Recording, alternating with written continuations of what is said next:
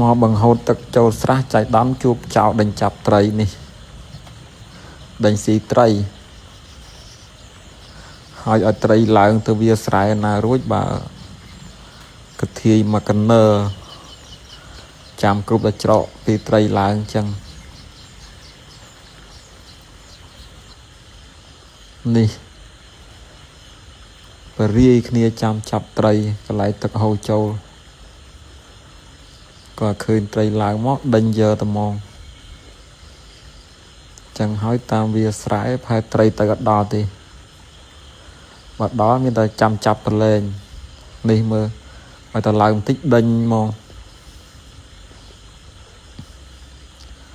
ស្បូរកធាយចាំសង្កេតមើលត្រីឡើងនោះឡើងដល់លើគោក